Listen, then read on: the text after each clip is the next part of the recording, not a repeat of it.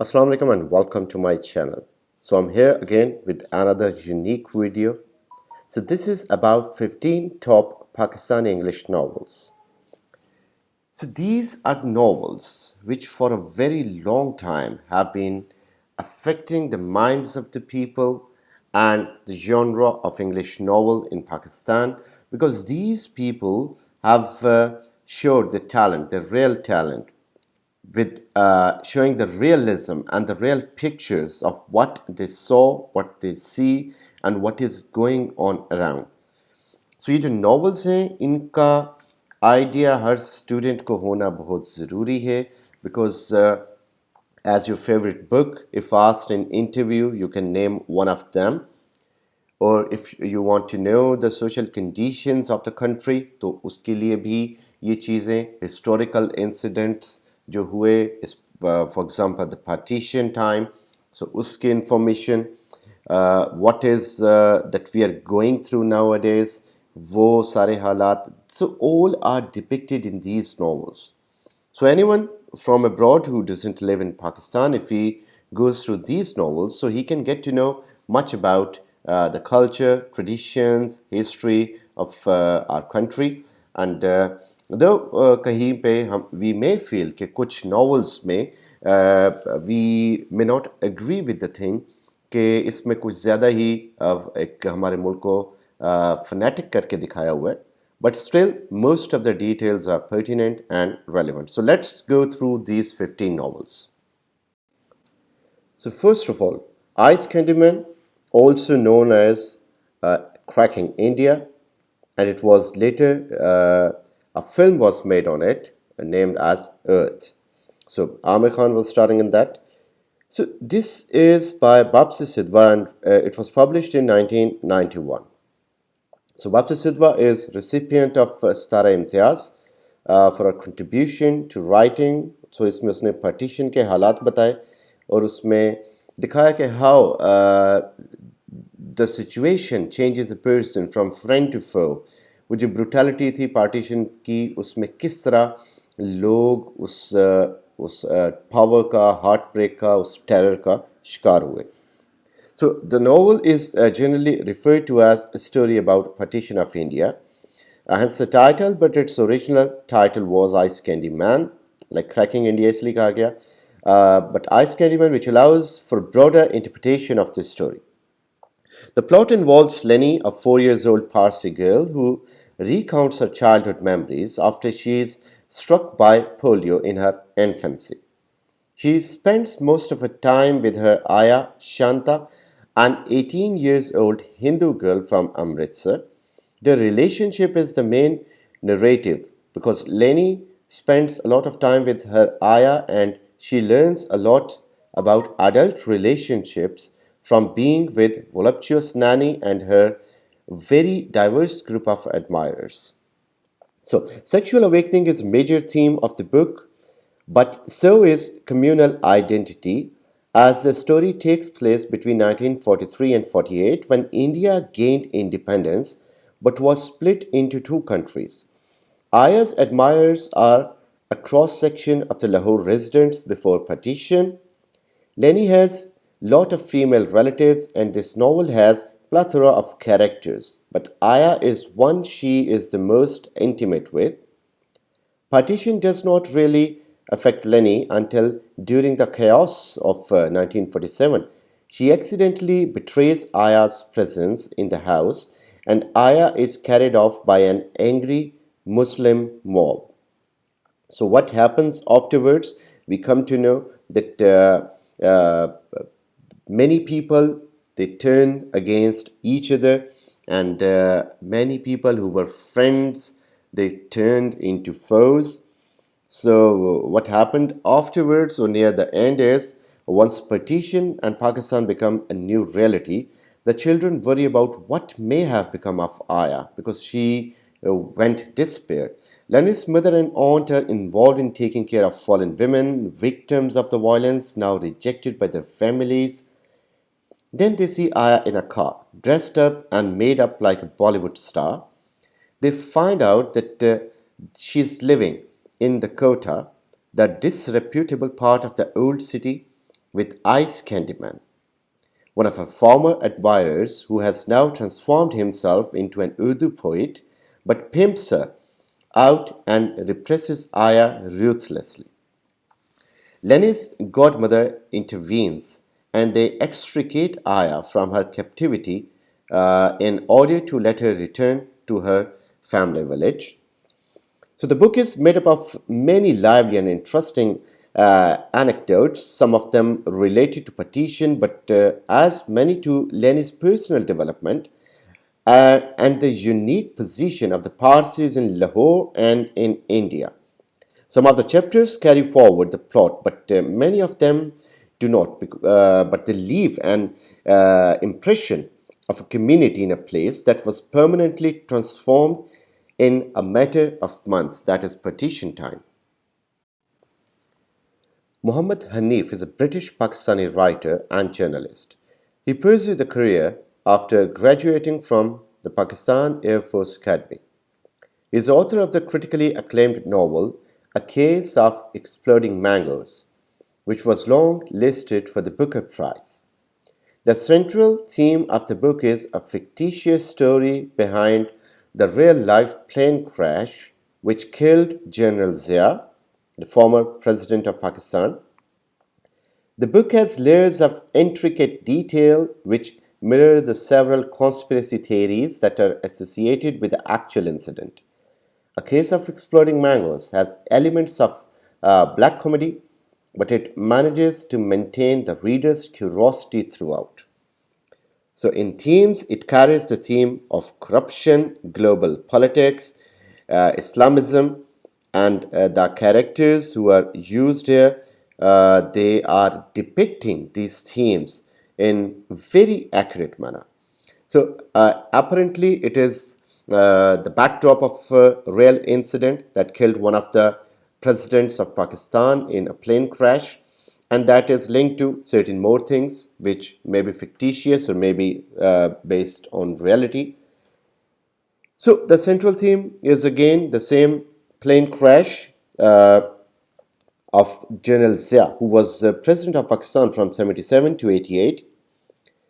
Uh, After witnessing a tank parade in Bahawalpur, Pakistan on 17th of August 1988, Zia leaves the small Punjabi town in his C-130 Hercules aircraft designed Pak 1, along with several of his senior army officials.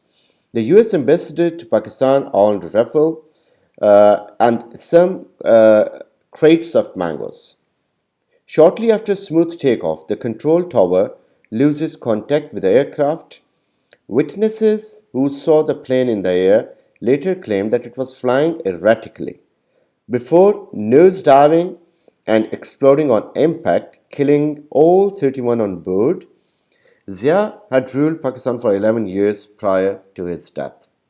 So, this was a huge conspiracy theory which is depicted through the narrative given by Muhammad Hanif in this novel. Over the course of book, we come to know that what is lying beneath. We can see subplots in the book that there was a Zainab as character. General Zia sentences Zainab, who was a blind woman, to death by stoning for being a victim of gang rape. So, according to Zia's Sharia code, she had committed adultery. And afterwards, Ali takes a revenge, Ali's revenge plot.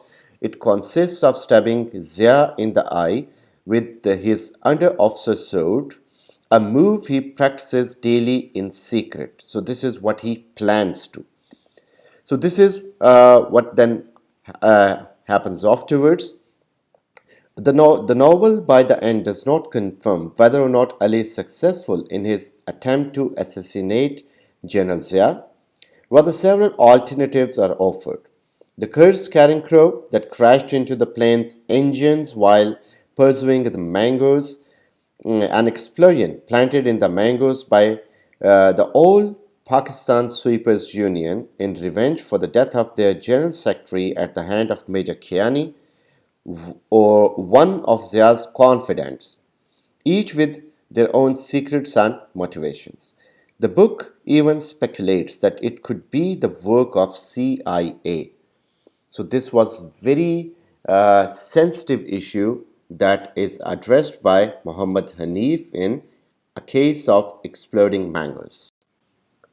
Mohsin Hamid has written several acclaimed novels, including Mouth Smoke and How to Get Filthy Rich in South Asia.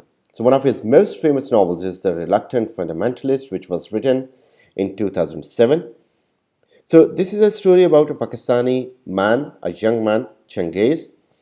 He approaches an unnamed person whom we are calling stranger here and asks in an unclear combination of extreme politeness and menacing familiarity if he can be of assistance.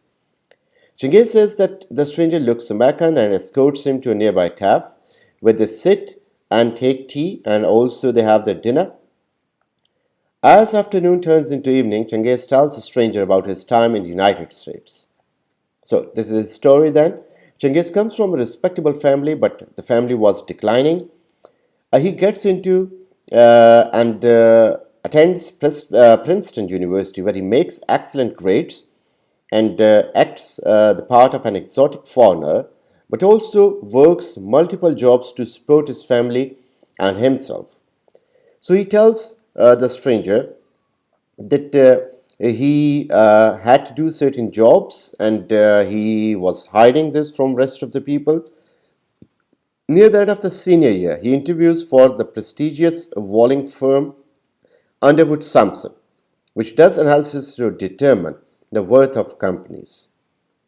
During this interview, Jim, an executive vice president at the firm, learns that Changiz is on financial aid and conceals his economic status from his classmates.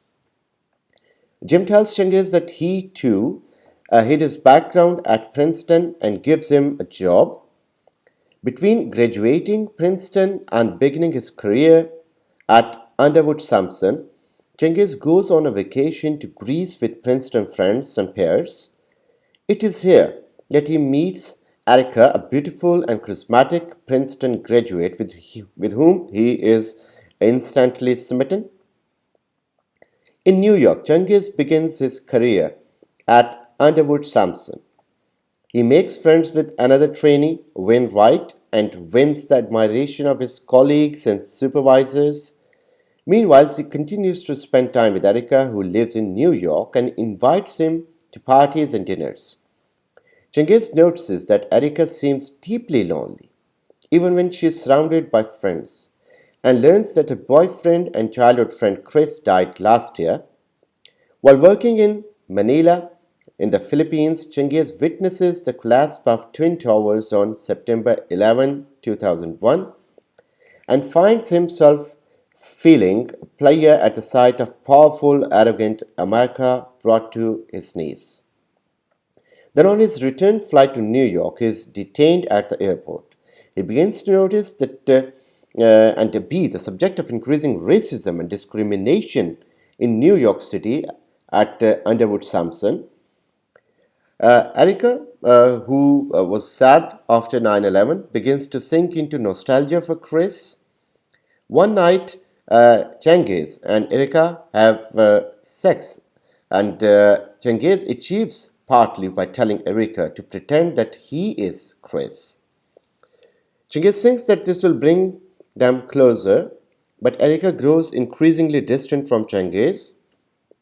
Cengiz, feeling increasingly uncomfortable in New York and the United States as a foreigner after 9/11, travels to Pakistan to see his family and feels angry with the United States for supporting India's aggression against his home. At the same time, he does not feel entirely Pakistani either. Later, while traveling to Chile for Underwood Sampson, he meets John Batista, the president of a publishing company, who compares Cengiz to a janissary, a reference to Crusaders era warriors who were kidnapped from their own culture and then forced to fight against it. Cengiz realizes this is true, that he is doing harm to Pakistan by working for Underwood Sampson. He returns to New York in the middle of his assignment. Jim fires him but sees sympathetic to his struggle. Cengiz returns to Pakistan where he lectures at university and supports anti-American demonstrations, although he insists he never encouraged violence.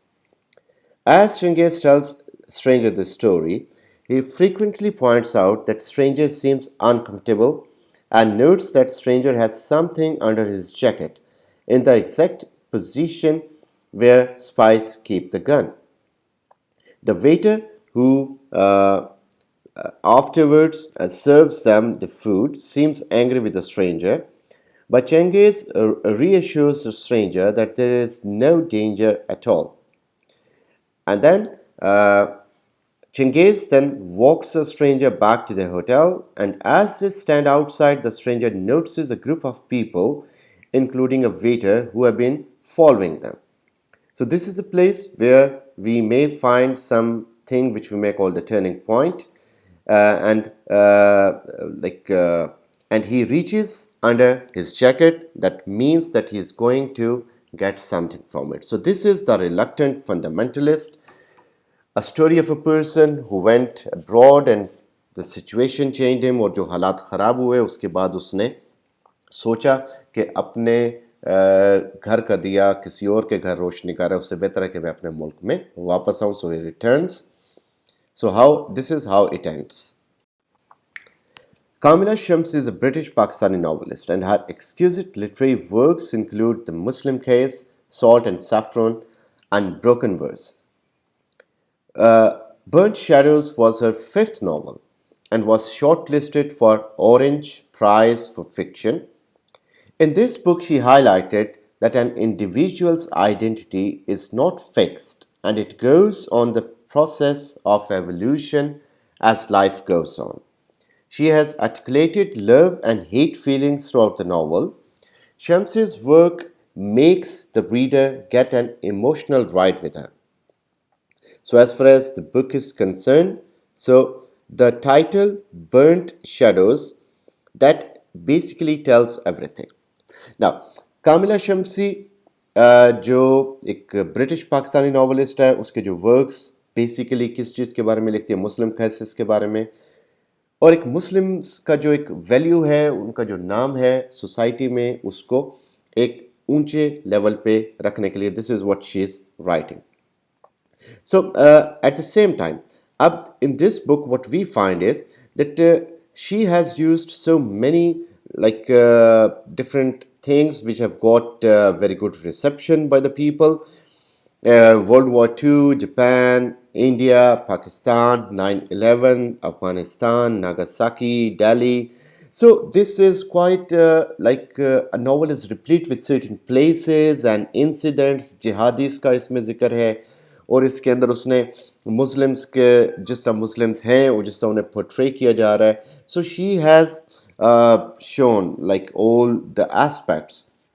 So this is a 2009 novel by Kamila Shamsi, or it also won Anisfield Wolf Book Award for the fiction. So worth recommended novel. The Wandering Falcon. So this is a novel by Jameel Ahmed. So Jameel Ahmed was Pakistani novelist, story writer and civil servant as well. He is known for his anthology. The Wandering Falcon is an unforgettable story of Tobas who wanders between remote tribal areas along Pakistan-Afghan border. He confronts his fate and all the odds. It was nominated for Man Asian Literary Prize in 2011. The novel serves an effective culture document which gives an insight into different cultures throughout Pakistan. In an interview, he said, I felt the tribes had far more grace as for greater sense of honor, rectitude, truth, these qualities we associate with a decent human being than you found in the cities.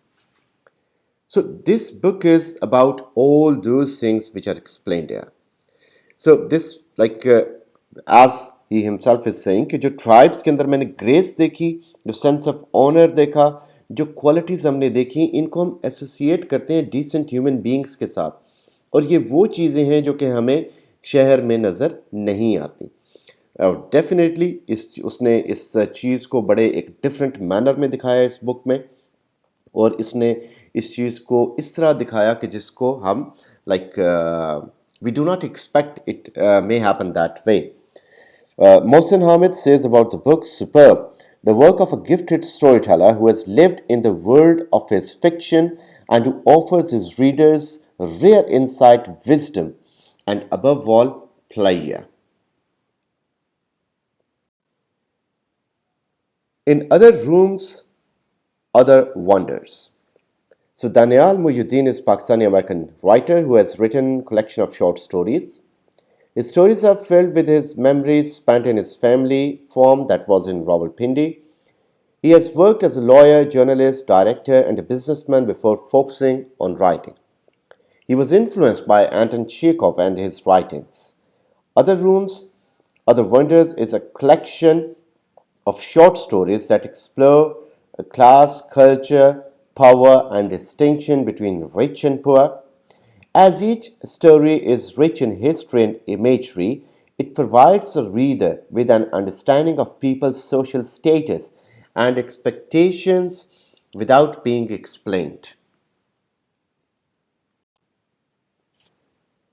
My Feudal Lord, Tahmina Durrani.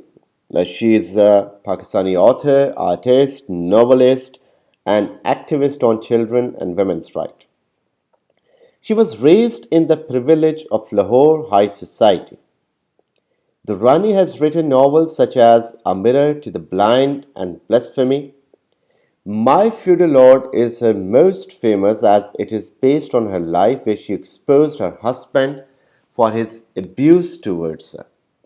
Her husband, who was a political giant of his time, जिस तरह उसने उसके साथ सलूक किया, जिस तरह उसने इसको अपनी यानी ज़िंदगी में बेसिकली इसकी लाइफ को तबाह किया, फिर जिस तरह वी फाइंड कि the abuse was described in vivid details and it shadowed her bravery in exposing Ghulam Mustafa Kher, the politician. और ये बहुत बड़ी बहादुरी थी इस औरत की ज़ात की वजह से कि इसने अपने हस्बैंड को, जो कि रिसोर्सफुल था, पावरफुल था, पॉलिटिशियन था, उसके ख़िलाफ़ इतनी आवाज़ उठाना, लिखना, फिर इसने what ever happened in the house, उसकी बाकी जो बीवियाँ, फिर उनके साथ जो सलूक था उसका. So this book caused controversy as the issue was talked about in extremely conservative society. तो जारी बात है सोसाइटी के अंदर ऐसे इश्यूज़ को पसंद नहीं किया जाता था, but it was a bravery कि उसने इस तरह लिखा. So this is her autobiography in a way कि जिसमें इसने अपनी लाइफ को बयान किया कि किस तरह वो एक अच्छे घर में रहने वाली, जब उसकी शादी हुई तो उसके साथ क्या बनी, and what ever happened afterwards till the separation. The Blind Man's Garden. So Nadeem Aslam is British Pakistani prize-winning novelist. The Blind Man's Garden is set in western Pakistan and eastern Afghanistan. It looks at the war through the eyes of local characters. Aslam's novel features two brothers who become separate after the death of one. It also looks at how the war has affected the local people. It is a historical fiction that describes an individual's desire to return home safely during the Afghan War. Professor Randy said about it, for all the grinding misery that Mr. Aslam reveals in this devastated and devastating world, his most admirable characters retain that humanity enough to hope just a little for something better. सो अफ़गान पाकिस्तान उस backdrop पे लिखा गया जो एक Afghan war का backdrop था, और उसमें दिखाया कि एक बंदा जो कि सेपरेट हो जाता है अपने भाई से, फैमिली से, how does he deem to come back, और वो किस तरह डिज़ायर है उसकी वापस आने की. और इसके कैरेक्टर्स के अंदर हमने देखा कि उसमें एक होप का एलिमेंट है और ह्यूमैनिटी का एलिमेंट है जो कि नदीम असलम ने दिखाया. मोहसिन हामिद अगेन विद मौत स्मोक. सो ये जो है इसका वर्क ये ओवर 35 लैंग्वेजेस में ट्रांसलेट हुआ, और he is one of the most respected Pakistani writers. इसके अंदर बेशुमार थीम्स हैं जो उसने डिस्कस किए, और इसमें एक स्टोरी है एक बैंकर की जो कि अपनी जॉब को खो देता है, और उसके बाद अपने बेस्ट फ्रेंड की वाइफ के साथ उसे मोहब्बत हो जाती है. So he ends up plunging into the life of crime and drugs. Hamid explicitly highlights the theme of crime and punishment in this novel. So, Moodsmoke also makes the audience aware that passionate love can harm oneself. This is evident as the protagonist has crossed his limits in love and ends up selling drugs while spiraling out of control. So, this is what is happening in Moodsmoke by Mohsin Hamid. So, this is basically a novel about showing certain realities of life that this may happen. और इसके अंदर बेशुमार diverse किस्म के उसने theme use किए and most of all story बताई एक इंसान की कि जिस तरह एक नॉर्मल लाइफ जो जीते जीते ही चेंजेस द सिचुएशन और the pattern of his life और किस तरह उसकी जॉब के बाद वो किस तरह किन हरकतों में किन आदात में पड़ता है and then what happens to him afterward. So this is all about Motsmo.